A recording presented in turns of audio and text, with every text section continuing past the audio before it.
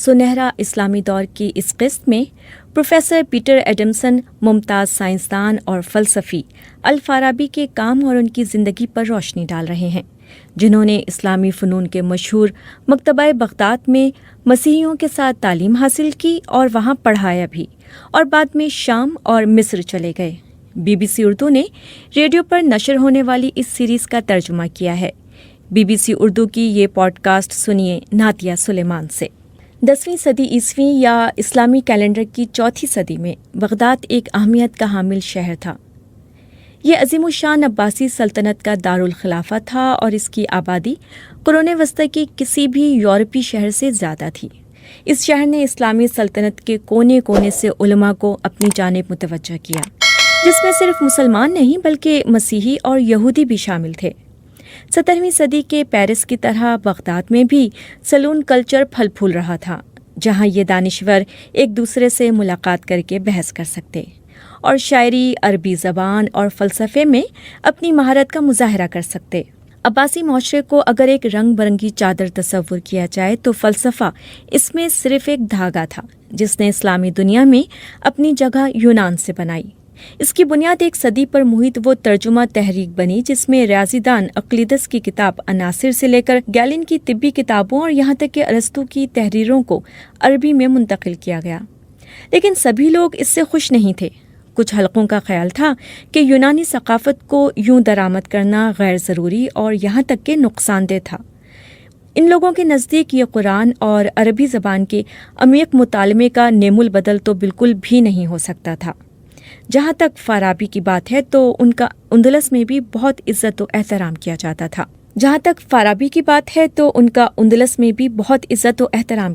تھا۔ اندلس کے عظیم یہودی فلسفی موسیٰ بن میمون اپنے شاگردوں کو فارابی کا کام ایک نفیس پھول قرار دے کر پڑھنے کی تلقین کرتے۔ تو آخر یہ شخص فارابی کون تھے؟ بدقسمتی سے ہم ان کی زندگی کے بارے میں زیادہ کچھ نہیں جانتے۔ ان کے نام سے معلوم ہوتا ہے کہ وہ وسطی ایشیا کے 2 علاقوں فاراب یا فریاب میں سے کسی ایک جگہ سے تعلق رکھتے تھے۔ انہوں نے مکتبہ بغداد میں مسیحیوں کے ساتھ تعلیم حاصل کی اور وہاں تدریس میں بھی مشغول رہے، جس کے بعد وہ مصر اور شام کے سفر پر نکل گئے، جہاں انہوں نے 10ویں صدی عیسوی کے وسط میں دمشق میں وفات پائی۔ ان کی تحریروں سے مکتبہ بغداد کے مقصد کی عکاسی ہوتی ہے۔ انہوں نے ارسطو کی شرحیں لکھیں۔ مکتبہ بغداد کے بانی ابو بشر متا منطق ارسطو کی اہمیت کے بہت قائل تھے، مگر لگتا ہے کہ فارابی اپنے ساتھیوں سے زیادہ پرعزم تھے۔ وہ صرف ارسطو کے کام پر روشنی ڈالنا یا فلسفیانہ تصورات سے مذہب کی خدمت کرنے میں دلچسپی نہیں رکھتے تھے، بلکہ وہ چاہتے تھے کہ فلسفے کی تمام شاخوں کو ایک منظم نظریے کی صورت میں یکجا کر دیا جائے۔ اس نظریے نے خدا اور اس کی بنائی گئی کائنات میں انسان کے مقام پر روشنی ڈالی۔ یہ نظریہ علم خاص طور پر پیغمبر اسلام پر اترنے والی وحی میں موجود علم کی حقیقت سمجھاتا۔ یہ نظریہ اس علم کی مدد سے ممکن ہونے والے مثالی سیاسی نظام کا تصور بھی اخذ کرتا، اور یہ سب کام منطق ارسطو کی ٹھوس بنیادوں پر قائم تھا۔ آپ فارابی کے تصورات سے متفق ہوں یا نہ ہوں، لیکن آپ ان کے عزم پر تنقید نہیں کر سکتے۔ ہر چیز کے بارے میں فارابی کے منظم ویژن کی بنیاد میں کائنات اور ایک مثالی سیاسی معاشرے کے درمیان موازنہ نظر آتا ہے۔ دونوں میں ایک ہی حکمران ہے۔ کائنات میں وہ حکمران خدا ہے۔ قدیم اجماع کی پیروی کرتے ہوئے فارابی کا بھی یہی تصور تھا کہ کائنات ایک دوسرے میں مدغم متعدد شفاف گروہوں کی حامل ہے، جو مسلسل زمین کے گرد دائروں کی صورت میں گھوم رہے ہیں۔ فارابی ایک مرتبہ پھر ارسطو کی پیروی کرتے ہوئے یہ تصور پیش کرتے ہیں کہ غیر مجسم ذہین مخلوق، آپ چاہیں تو انہیں فرشتوں کا نام دے دیں، ان کائناتی حرکات کے لیے ذمہ دار ہیں، اور اس پورے نظام کو چلانے والا خدا ہے جو اس کا خالق بھی ہے۔ تاہم ان کے نزدیک یہ سب ہمیشہ سے موجود تھا، نہ کہ ماضی میں کسی ایک مخصوص لمحے پر اس نے جنم لیا۔ یہاں پر فارابی اپنے سے پہلے آنے والے سب سے اہم مسلم فلسفی الکندی سے اختلاف کرتے ہیں۔ الکندی کی دلیل یہ تھی کہ کائنات یکایک تخلیق کی گئی اور ہمیشہ سے موجود نہیں ہو سکتی۔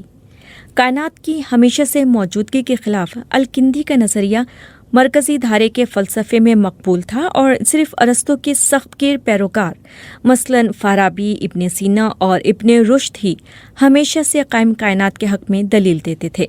فارابی کے نزدیک اس پورے کائناتی نظام خدا کے بعد سب سے اہم عنصر کم ترین درجے پر موجود آسمانی شعور ہیں جنہیں فرشتے کہا جاتا ہے۔ فارابی کے فلسفے میں ان کے ذمے کئی کام ہیں جن میں زمین پر پودوں، جانوروں اور انسانوں کی پیدائش شامل ہے۔ اس کے علاوہ ان کا انسانی علم میں بھی کردار ہے، جیسے ہم روشنی کے بغیر نہیں دیکھ سکتے، اس طرح اس شعور کے بغیر ہم سوچ بھی نہیں سکتے۔ اور بالکل جس طرح کچھ لوگ دوسروں کے مقابلے میں زیادہ بہتر انداز میں دیکھ سکتے ہیں، اسی طرح کچھ لوگ دوسروں کے مقابلے میں سوچنے میں زیادہ کامیاب ہوتے ہیں۔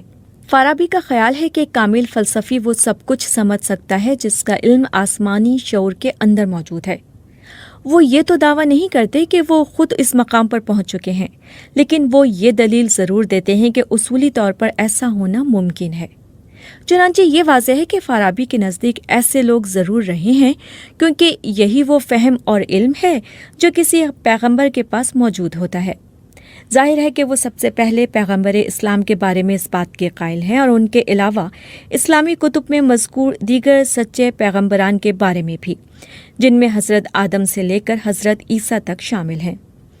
مسلمانوں کا عقیدہ ہے کہ حضرت عیسیٰ پیغمبر تھے، اور ظاہر ہے کہ وہ ان کو خدا کا روپ نہیں مانتے، لیکن اس کے باوجود فارابی کبھی بھی واضح طور پر یہ سب کچھ نہیں کہتے، بلکہ وہ دانستہ طور پر پیغمبر کا تصور ایک مجرد انداز میں پیش کرتے ہیں اور پیغمبر اسلام یا کسی دوسرے پیغمبر کا نام نہیں لیتے۔ وہ پیغمبر کے بارے میں یہ تصور پیش کرتے ہیں کہ ان کے پاس ایک کامل فلسفی کا علم ہوگا اور وہ عوام کی رہنمائی کرنے کی صلاحیت رکھتے ہوں گے۔ چنانچہ فارابی کے نزدیک ایک مثالی حکمران بیک وقت ایک فلسفی اور ایک پیغمبر ہوگا۔ تو پیغمبر کے پاس ایسا کیا ہوتا ہے جو ایک کامل فلسفی کے پاس نہیں ہوتا، اور ایسا کیوں ہے کہ وہ کسی رعایا پر اتنے مؤثر انداز میں حکمرانی کر سکتے ہیں؟ اس کا جواب یہ ہے کہ دوستانہ آسمانی شعور یا فرشتوں کی مدد سے پیغمبر وہ طاقتور اور پر اثر علامتیں پیدا کر سکتے ہیں جو ان کے علم کو عام آدمی کے ذہنوں تک منتقل کر سکتی ہیں۔ عام شہری فلسفیانہ بحث کو اتنی آسانی سے نہیں سمجھ سکتے اور نہ ان کی پیروی کرتے ہیں۔ اس لیے اگر ان لوگوں کو صحیح چیز ماننے اور صحیح چیز پر عمل کرنے کے لیے قائل کرنا ہے تو پیغمبری کے لیے ضروری ہے کہ وہ ایک ٹھوس اور واضح انداز میں ان کے لیے کشش کا سامان پیدا کریں۔ اس لیے منطق ارسطو سے یہ دلیل دینے کے بجائے کہ ہمیشہ سے موجود کائنات کو پیدا کرنے والی کوئی ذات ہے، پیغمبر شاید خدا کو ایک ایسے بادشاہ کے طور پر پیش کریں جو ایک تخت پر ہے۔ اخلاقیات کے تصورات پر بحث کرنے کے بجائے پیغمبر شاید لوگوں کو سیدھی راہ پر چلنے کی ترغیب دینے کے لیے اگلی دنیا میں موجود سخت گیر سزاؤں کی خوفناک تفصیلات بیان کریں۔ فارابی کے نزدیک حقیقت کو اس طرح علامتی طور پر پیش کرنا ہی مذہب ہے۔ ہو سکتا ہے کہ یہ نظریات آپ کو مذہب اور وحی کا انتہائی حقیقت پسند یہاں تک کہ ہتک آمیز تصور معلوم ہو۔ تو کیا مذہب در حقیقت فلسفے کی عامیانہ شکل ہے؟ نہیں، ایسا نہیں ہے۔ فارابی کے نزدیک وہی صرف سائنسی حقیقت کو رنگا رنگ زبان میں بیان کرنے کا نام نہیں ہے، بلکہ ہر پیغمبر حقیقت کو اپنے عوام کے مطابق ڈھال کر پیش کرتا ہے۔ اسی لیے ہر قوم کے پاس اپنا پیغمبر اور اپنی وحی ہے۔ چونکہ پیغمبر کے پاس یہ علم ہوتا ہے کہ کائناتی حقیقت کا کسی مخصوص صورتحال سے کیا تعلق بنتا ہے، اس لیے وہ روزمرہ کی بنیادوں پر اپنے لوگوں کے لیے درست فیصلے لے سکتے ہیں۔ یہ ایسے کسی فلسفی کے لیے ناممکن ہوگا جس کے پاس مکمل کائناتی سائنسی علم تو موجود ہے، لیکن جس کے پاس یہ صلاحیت موجود نہیں کہ وہ اس علم کا انفرادی معاملات پر اطلاق کر سکیں۔ اپنے معاشرے کی فلاح کے لیے فلسفی پیغمبر حکمران اتنی ہی اہمیت کا حامل ہے کہ ان کے جانے کے بعد ان کی تعلیمات کو جاری رکھنے کے لیے زبردست کوشش کرنی چاہیے۔ مذہبی قانون کا ایک پورا شعبہ اس کام پر مامور ہونا چاہیے کہ پیغمبر کی اصل تعلیمات سے نئی صورتحال کے بارے میں کیسے رہنمائی حاصل کی جا سکتی ہے، جو کہ ان کی اپنی زندگی میں سامنے نہیں آئی تھیں۔ مذہبی قانون کے بارے میں نام لیے بغیر فارابی کے یہ تصورات واضح کرتے ہیں کہ بھلے ہی وہ اسلام کا نام واضح طور پر نہیں لیتے، لیکن ان کے تصورات اسلامی معاشرے کے بارے میں ہی ہیں۔ ان کے پورے فلسفے کو در حقیقت یونانی روایات کے ذریعے ایک ایسا نظام تیار کرنے کی کوشش کے طور پر دیکھا جا سکتا ہے جس سے اسلامی عقائد سمجھنے میں مدد مل سکے۔ اس لحاظ سے فارابی اپنے سے پہلے آنے والے الکندی، اپنے بعد آنے والے ابن سینا اور سنہری دور اور اس کے بعد آنے والے متعدد مسلمان مفکرین کی ہی طرح تھے۔